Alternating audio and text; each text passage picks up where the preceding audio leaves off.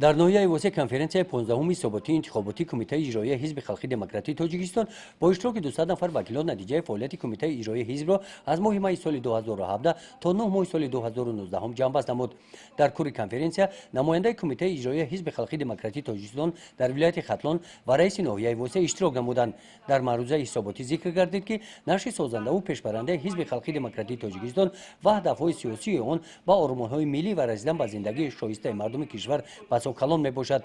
در نهایت تا دوره حساباتی شماره اعضایان حزب به 8002 نفر رسیده. از این شماره 3246 نفرشان را زنان تشکیل می دهند. حزبیان در 146 تشکیلات ابتدایی حزبی متحد هستند.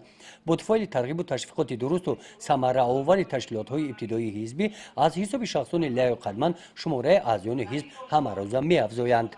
از یک حصه اعضایان حزب را جوانان تشکیل می‌دهند. قید کرده شد که از حساب زنان فعال، سابقه‌داران مهنت، متخصصان ساحه، حقوق‌شناسان، کارمندان ساحه تیپ گروه‌های تشبثکار تشکیل گردیده در دوره چهاربینی‌های اکسیای حزبی یک جای حل می‌کنیم در بلند برداشتن سطح معرفت‌ناکی اهالی و حل مسائل اجتماعی سهم مناسب گذاشتند.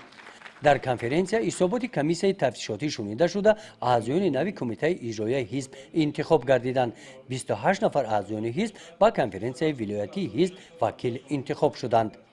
گزارش خواجه نظریف خدای نظر ظهروف از ناحیه واسه برای برنامه اطلاعاتی نوید.